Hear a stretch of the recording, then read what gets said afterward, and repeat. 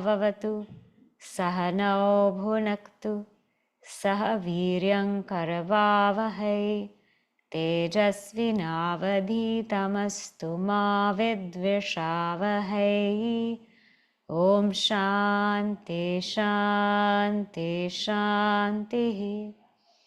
Vakratunda Mahakaya Suryakoti Samaprabha Nirvignam Kuru Me Deva Sarvakaryeshu Sarvada.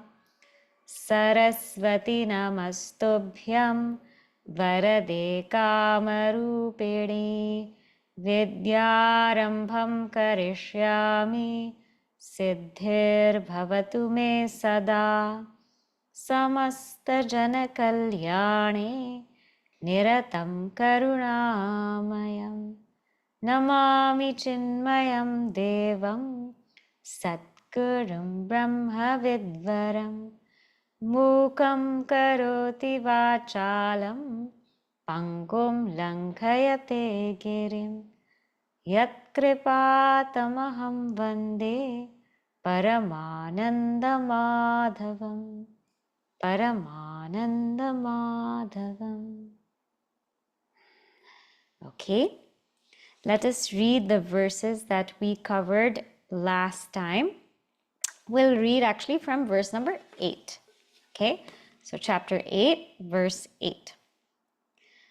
Abhyāsa-yoga-yuktena cetasa nānyagamina paramam purusham divyam yati parthanuchintayan kavim puranamanushasitaram anoraniyam samanusmaredhyah sarvasya dhataramachintya rupam adityavarnam tamasah parastat prayanakale manasachalena bhaktya yukto yoga balena chaiva Pruvor-madhye pranamaveshya samyak satam param purushamupaiti divyam. Okay, so we have covered up to here.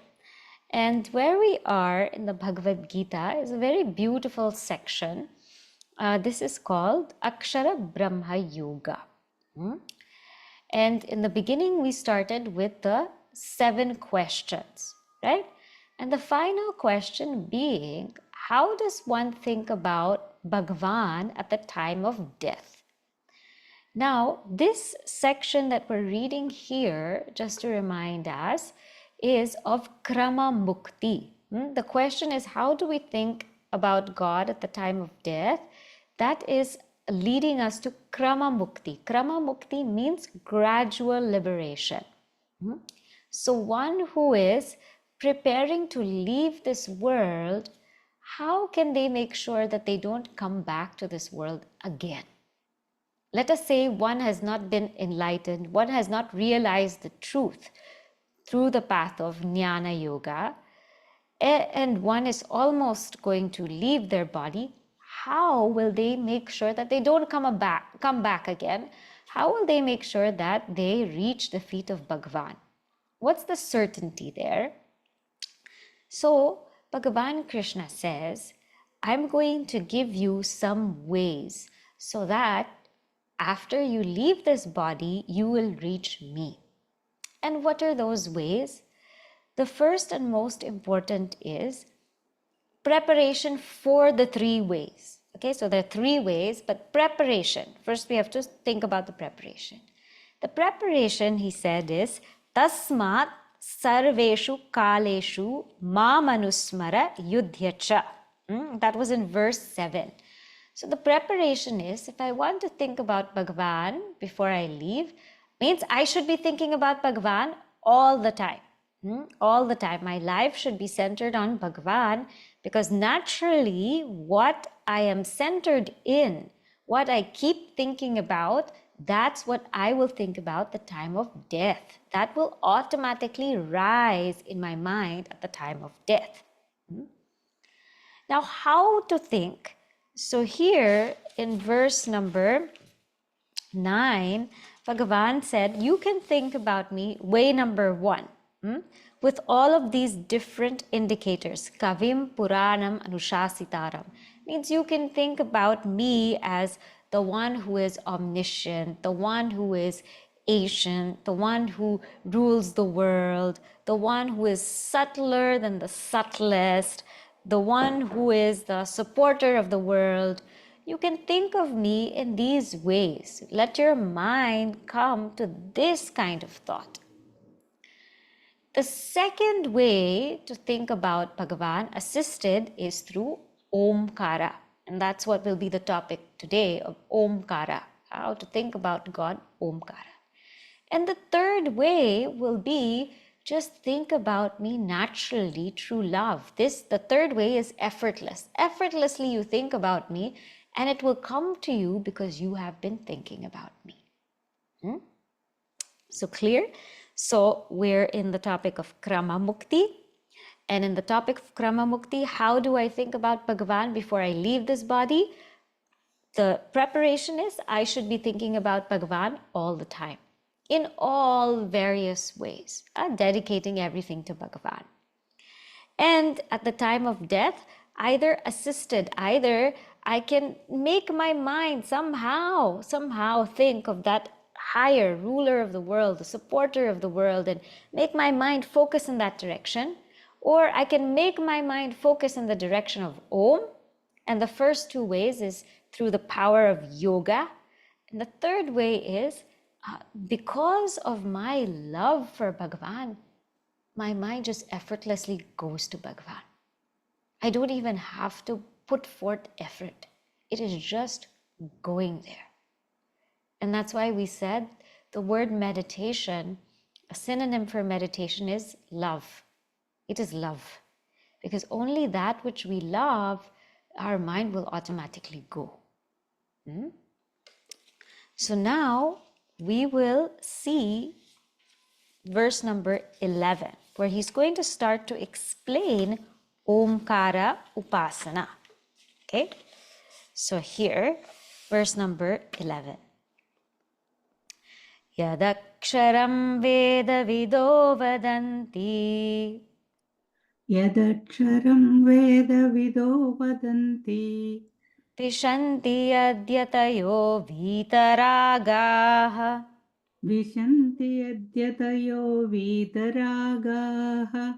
Yadichanto Brahmacharyam Charanti. Yadichanto Brahmacharyam Charanti. Tatte Padam Sangrahena Pravakshye. Tatte Padam Sangrahena Pravachye. Yadaksharam Vedavido Vadanti. Vishanti Adyatayo Vitaragaha. Yadichanto Brahmacharyam Charanti. Tatte Padam Sangrahena Pravakshye. So what he's saying here is Yad Aksharam, means that imperishable. Imperishable, that the title of this chapter is Akshara, imperishable. That imperishable truth, Veda Vidaha Vadanti. Veda Vidaha. The knowers of the Vedas, Vadanti, they declare this. And what else about this? Vishanti. Into that truth, they enter. Who enters? Yat Yatayaha. Yat means into that which. Yatayaha. Yatayaha, the self-controlled, they enter. And how are they? Vitaragaha. They are free from attachment, free from desires. And Yat, and that Aksharam, into which Brahmacharyam, those people, Icchantaha, means they desire Brahmacharyam. Desiring Brahmacharyam Icchantaha Charanti, they walk the path of Brahmacharya. Tat that akshara, te, to you, padam, that goal, sangrahena, in brief, pravakshye, I will declare. So that which is declared imperishable by the knowers of the Vedas, that into which the self-controlled and desire-free enter, that desiring for which brahmacharya is practiced, that goal I will declare to thee in brief. So first, let's think about this goal, right? It is akshara, and akshara, we know it doesn't perish, naksharati. So that truth is something that never gets destroyed, never decays. That truth also never grows, because only that which grows decays. So it doesn't grow, it doesn't decay, it doesn't perish, it doesn't become big, it doesn't shrink. That truth is as it is. And being as it is a changeless substratum into which everything dissolves. So it itself is changeless, but everything dissolves into it. That akshara. And because of that goal of akshara, because the goal of Sanatana Dharma is to realize this akshara, this imperishable truth, which is declared in the Vedas. How is it declared in the Vedas? Because the root, the mula of the Vedas is Om. So if you remember, right, the first guru, they say, is Dakshinamurti. And he taught in silence and nobody understood. So then the next teaching was Om and nobody understood. So then the next teaching was Gayatri Mantra, but very few understood. Then came the entire body of Veda. So the entire body of Veda is nothing but Gayatri Mantra. So when we chant Gayatri Mantra, we are chanting the Veda. And the entire Gayatri Mantra is encapsulated in Om. So when we chant Om, we are actually chanting that Gayatri Mantra. So the entire Veda is in Om. Entire Veda is in Om. And for this Om, which is imperishable, all the 4 ashramas desire to go into it. So here what is indicated in the first line is the sannyasa ashrama, because it says yatayaha vitaragaha, the ones who are self-controlled and free from attachment. In the next line below that, the third line, what is being indicated is a brahmacharya ashrama. But by indicating these 2, all ashramas are indicated. Because in Sanatana Dharma, as we live life, we're supposed to go through all 4 ashramas.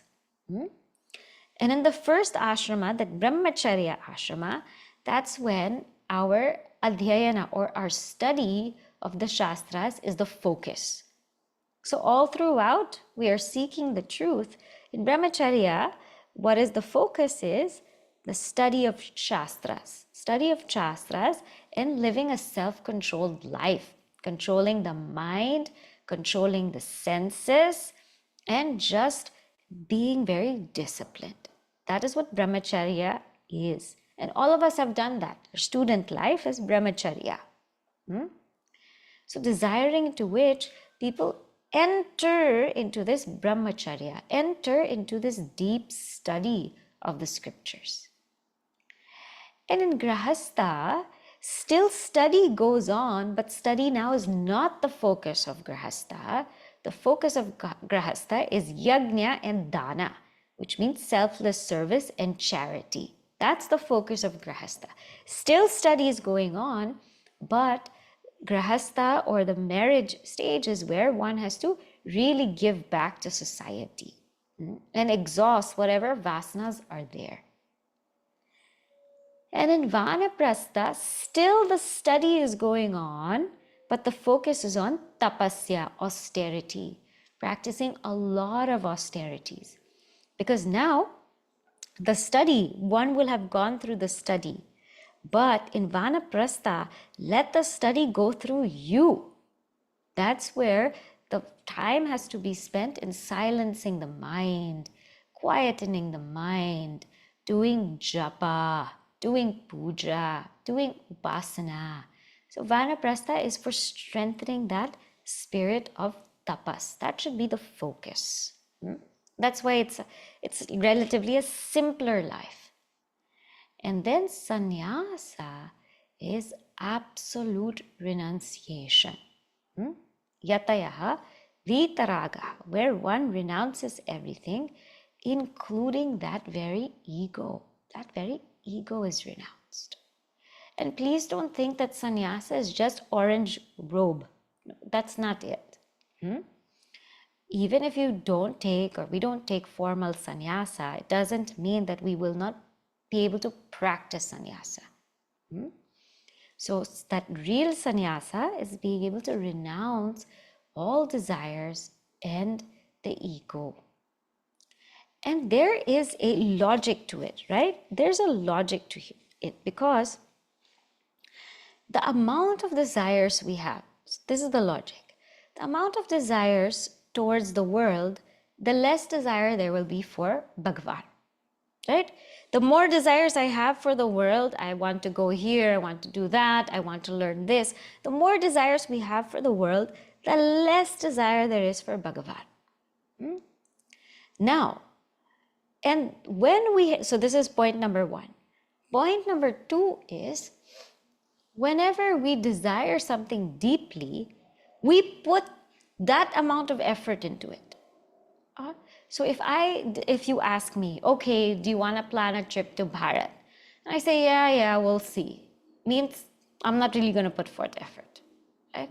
If I say, and then if you say, I think I can do it, you say you want to plan a trip, and I say, I think I can do it, I'll put a little bit more effort.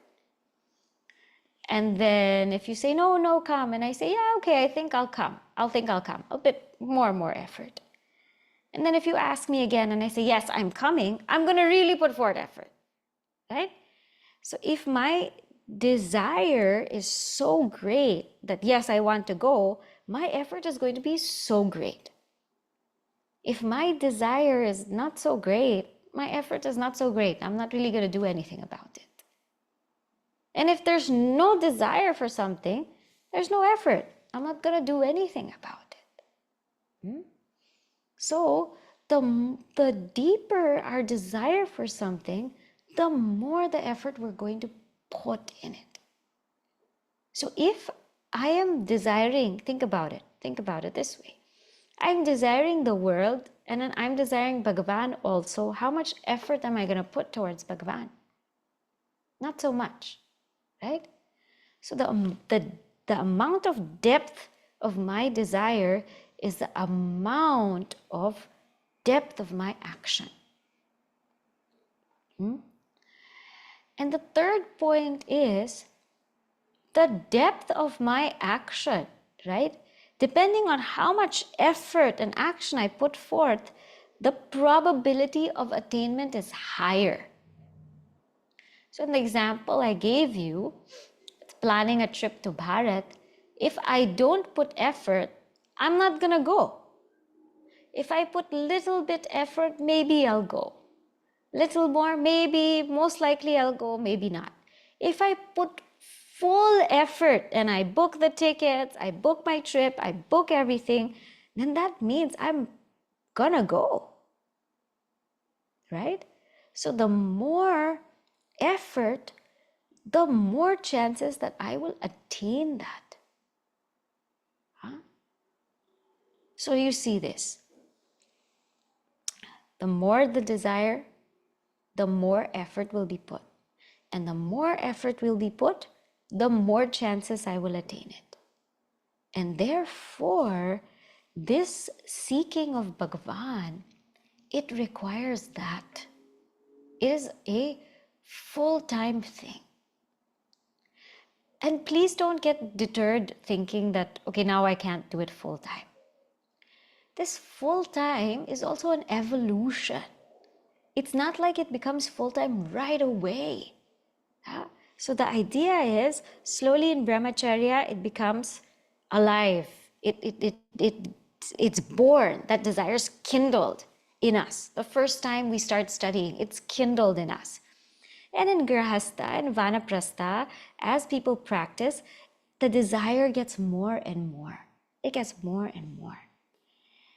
And let this come naturally. And at some point, the desire is so incredibly high that we have no choice but fully pursue that. And when we fully pursue that, we fully attain that.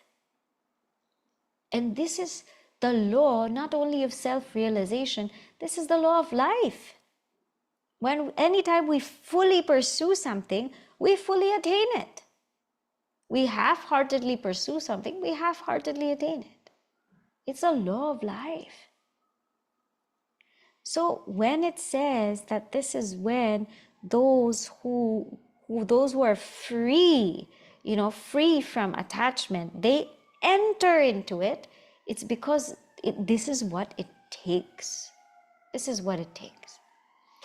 And there's a question here that what if desire wanes? What if desire wanes and waxes like the moon? Perfectly okay. Because as I said, in life, everything comes in stages, right? It's a gradual thing. It's not, life was not made in 2 minutes or 5 minutes. If you think about the birth of a baby, how gradual is that, right? From the fetus forming, to it developing, to it slowly getting ready to come out, to the baby coming out, to developing teeth and hair. I mean, that is so gradual. So even this desire is gradual. So it's not something that we have to worry too much about. What we have to do is always put forth effort, attaching to the higher, so that desire grows. The dharma of a seeker is to stay inspired and to kindle that desire. So whichever places, areas, people, whoever kindles our desire for that truth, go there, stay there, because that's what we need.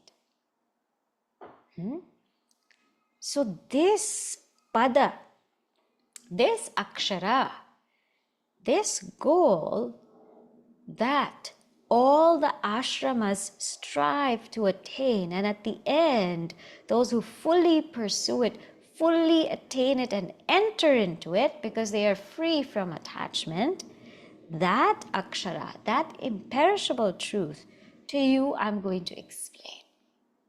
Okay?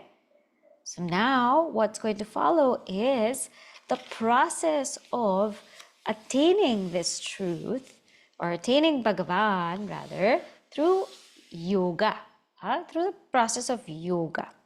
So we will read these two verses, 12 and 13, and then I will also give you an example.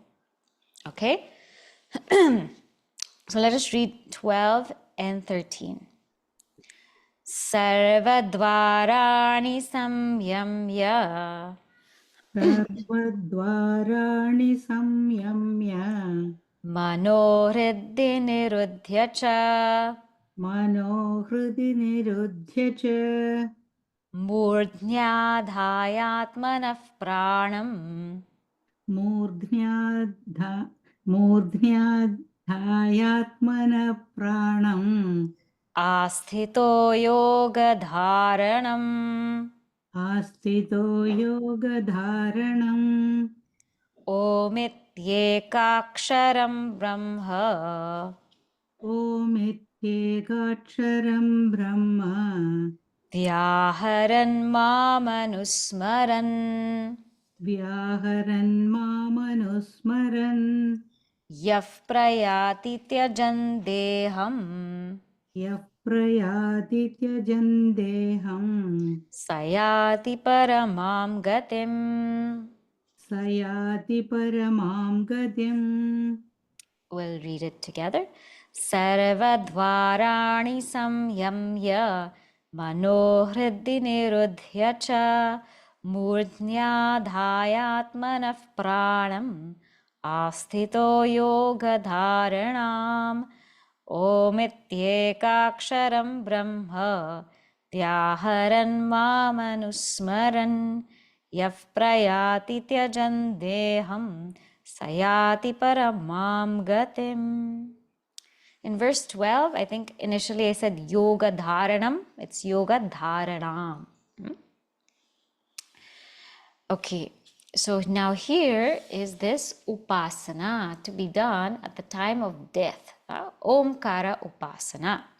So the first upasana we saw was thinking of Bhagavan as the supporter of the world, omniscient, that which is ever there, that Bhagavan. Now it's thinking about Bhagavan through Omkara upasana. Sarva dvarani samyamya.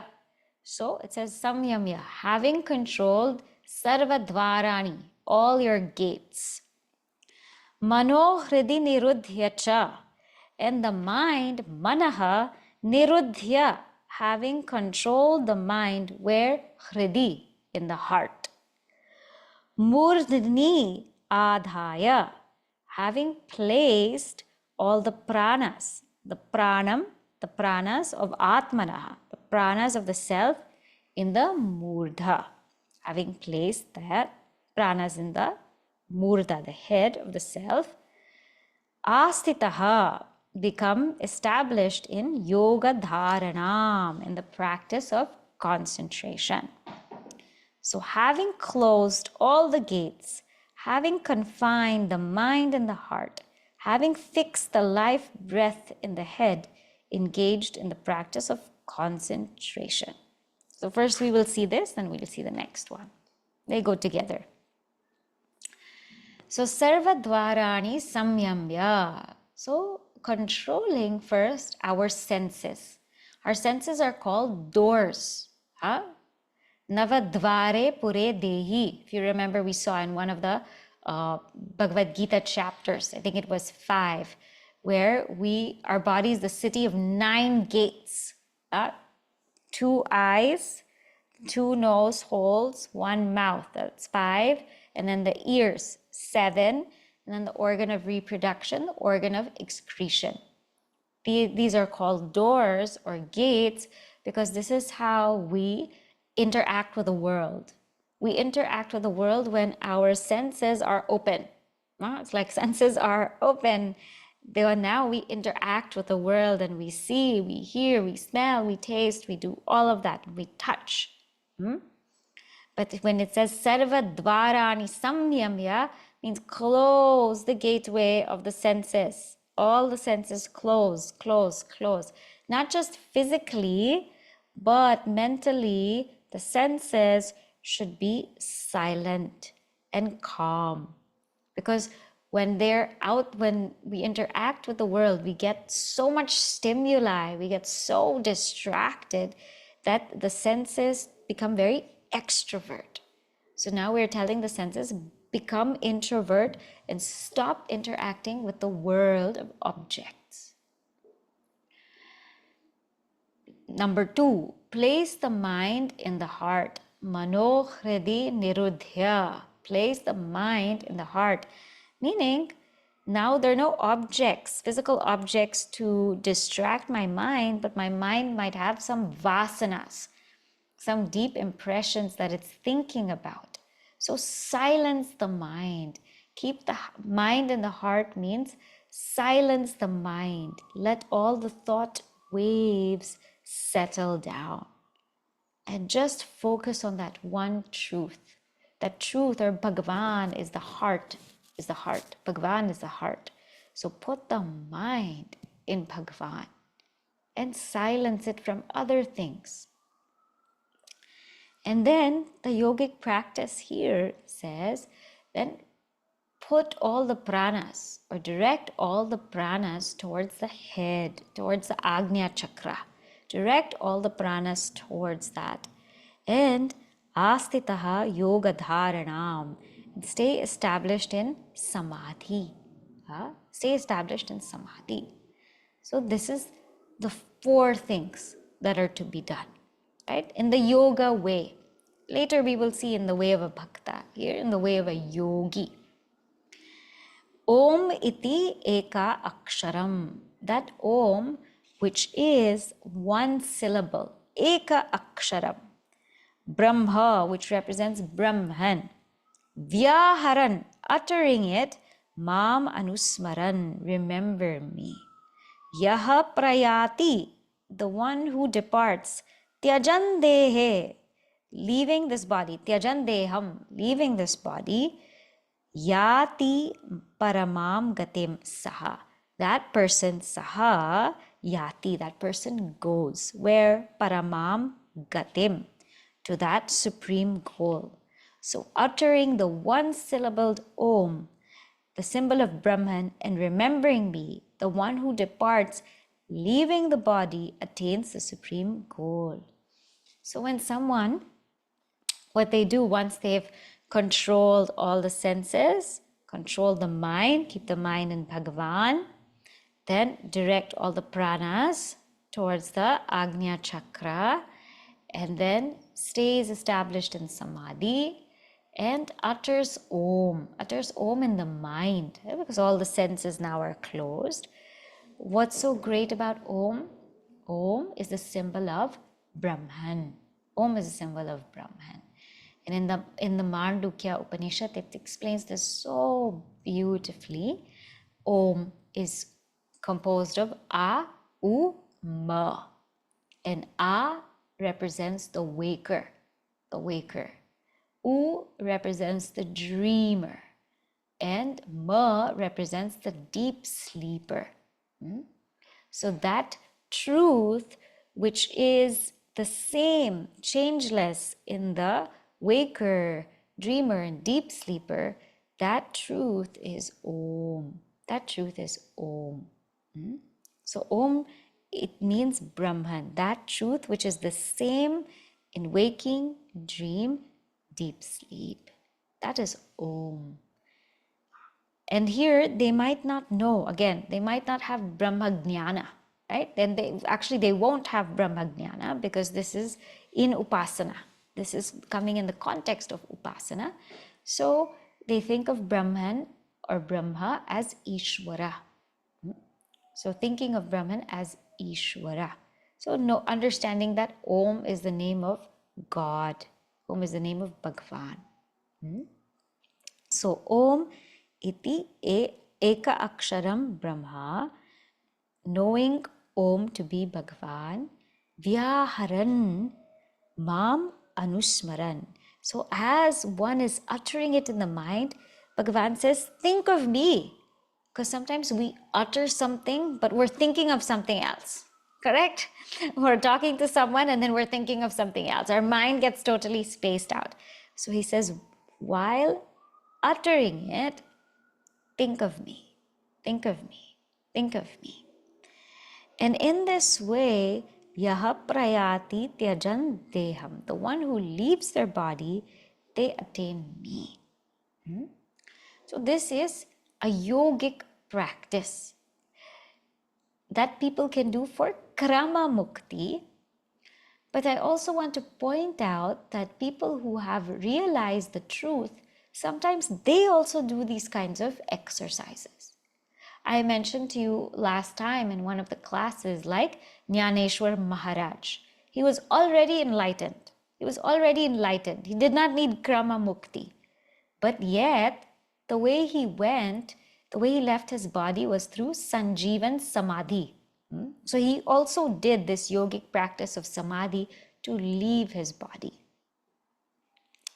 There is one woman saint, and I want to read to you a portion of how she leaves her body, because it's very beautiful. Her name is Ganga Sati. She is a saint of Gujarat. And her story is very beautiful, that she and her husband had a wonderful relationship, but they were very steadfast in duty. And her husband basically had some siddhis, he had some powers. He could bring dead animals back to life. And he would do this to help people. But one time, somebody just kind of cajoled him into it and said, I don't know if you can really do this. Are you sure you can bring a dead animal back to life? Let me see if you can bring back this cow. And so with his power, he brought back the cow. But after that, he didn't feel good about himself. And he spoke to his wife, Ganga Sati, and he told her about it. And she said, look, before, when you used your power, it was all about helping people. When animals were harmed, you brought them back to life because you were helping people. This time you misused your power. You misused your power because you wanted to prove your ego. And that's not right. And so he sat quietly and he was thinking of what to do. He has to do something to atone for this. And he came out of his samadhi and he said, I am going to leave my body. This is what I must do. I did something gravely wrong. I'm going to leave my body. I'm going to end my life. Now, this is the way people were. They were so steadfast to their dharma. And so Ganga Sati said, okay, if this is what you want to do, go for it. And after you go, I also will go. I don't need to stay in this world. I also will go. And he said, no, you should not leave after me, because they had this handmaid, Panbai, who was there. This was she was like a daughter to them, but she was also like the maid of the house. And he told his wife, you have to teach her the truth. You have to teach her the lessons of the truth before you go. Do not depart until you pass on the knowledge to her. And so he took Sanjeevan Samadhi.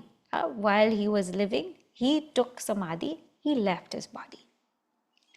And Ganga Sati, she instructed Panbai, the one who was a maid to them, was like their daughter. She instructed her for 52 days. And on the 53rd day, she left her body. And she was very clear why 52 days. 52 days because 50 are the numbers of letters. And according to the Sanskrit alphabet, there are 50 letters.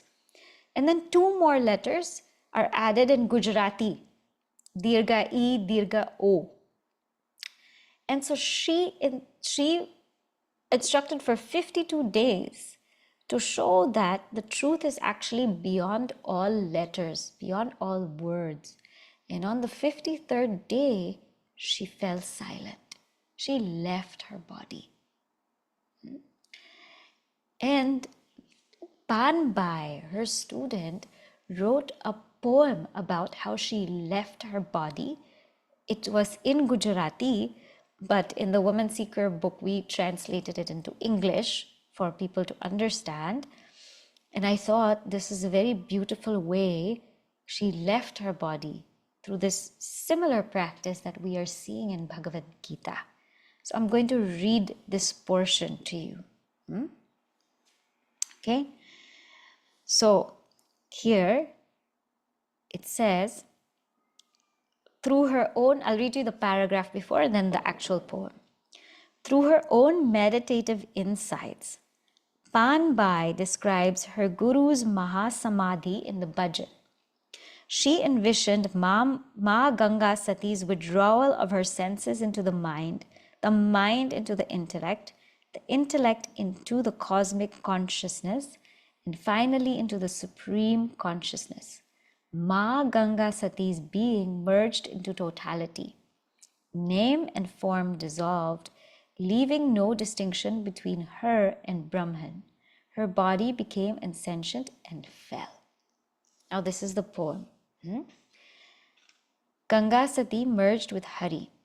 Her teachings complete, she gathered her senses into her mind. Sitting in lotus pose, she steadied her mind and speech. Peaceful and joyful was her demeanor. O brother, all consciousness of the body and world disappeared. She immersed in deep, unbroken samadhi. grahas or the planets have aligned. Time is auspicious. She saw Hari in the Pinda and in Brahmanda.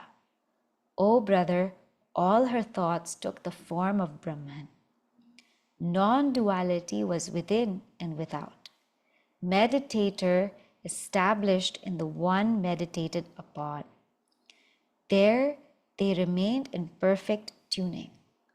O brother, upadis, name and form dissolved. Jivatma transcended beyond the transitional world. Ganga Sati's body fell down. She and Hari merged into one. So see, so beautiful that a lot of our saints and sages, they did this practice.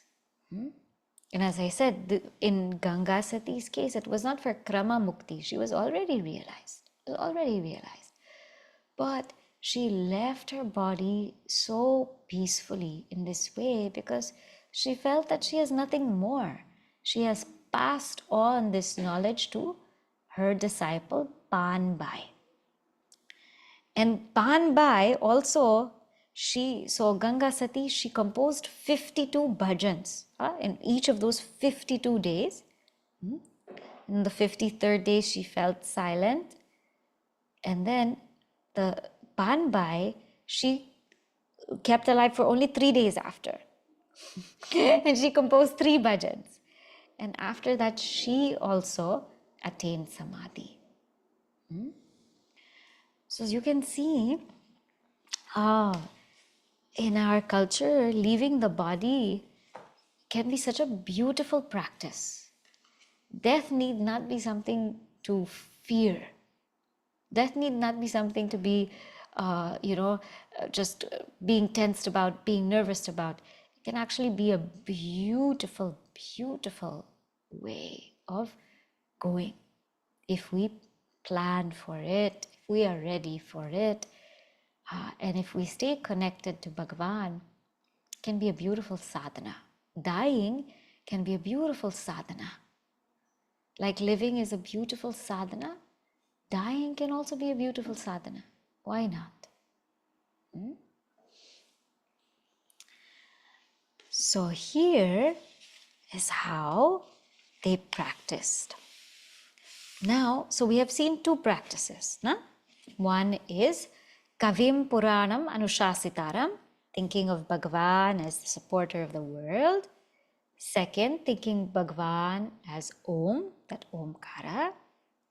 Now let us say somebody doesn't want to do all of these yogic practices, sitting in samadhi and silencing the mind and the senses.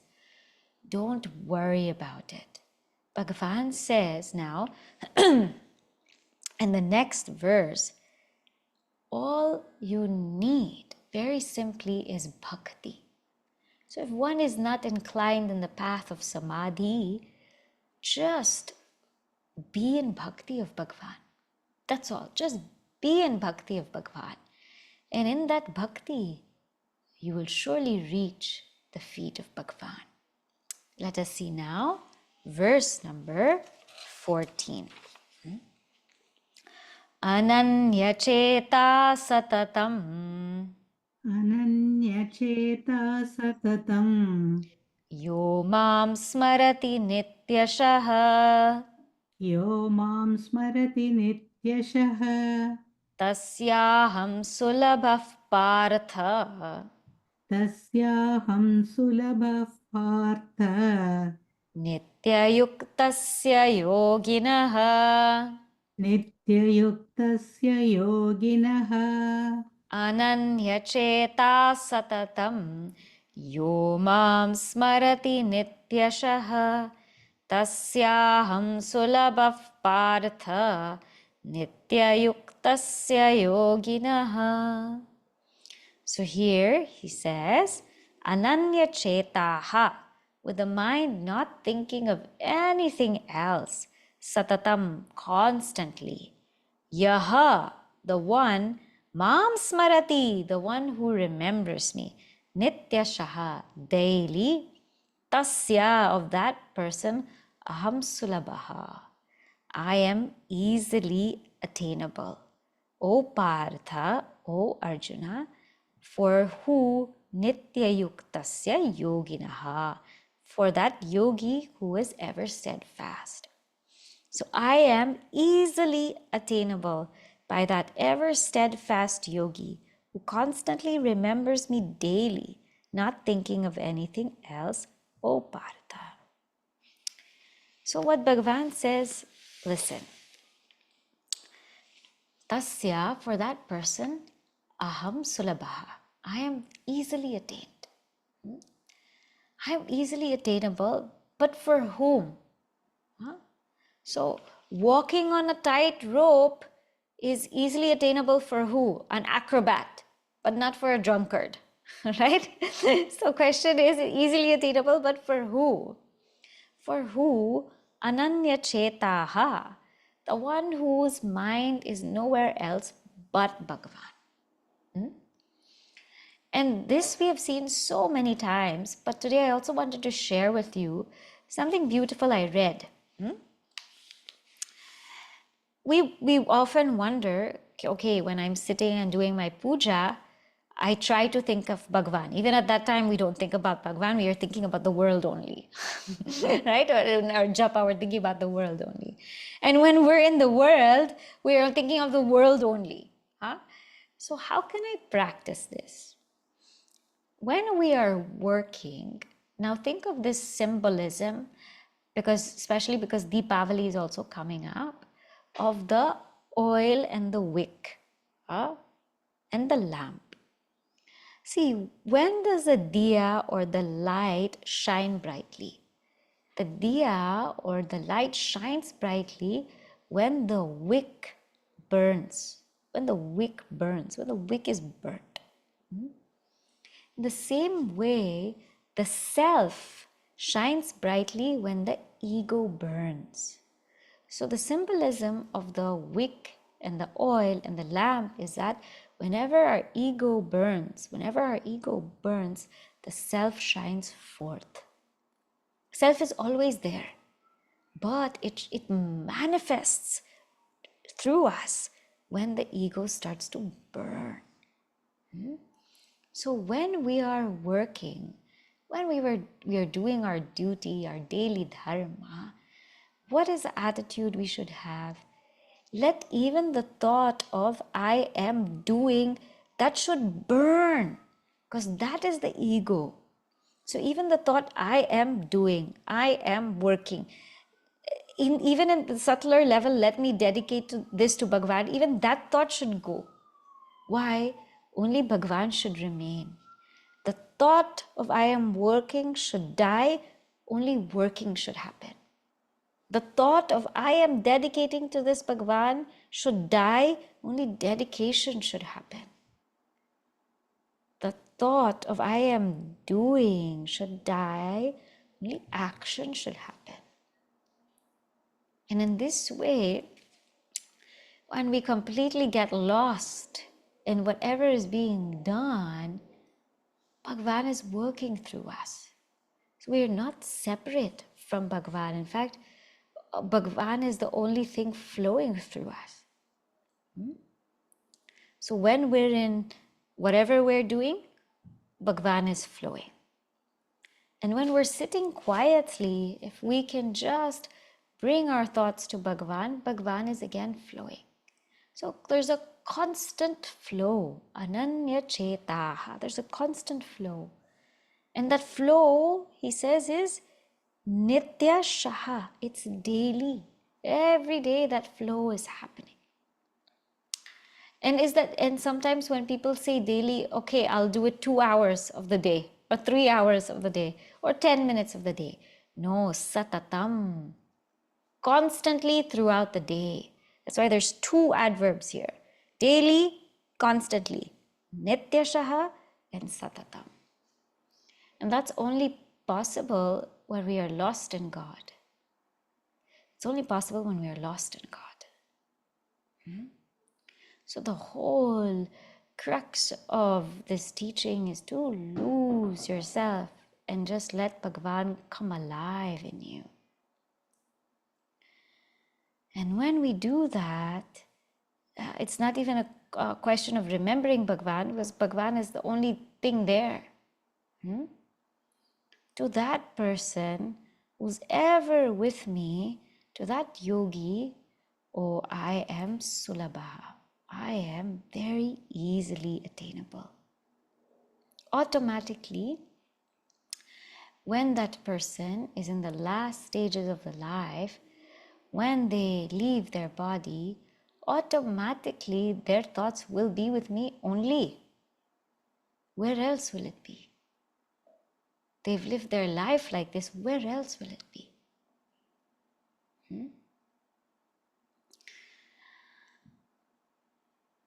When Adi Shankaracharyaji's mother was passing away, she was losing her life, Adi Shankaracharyaji came to her, and because he promised her, he made a promise that he would be with her in her dying moments. And he came.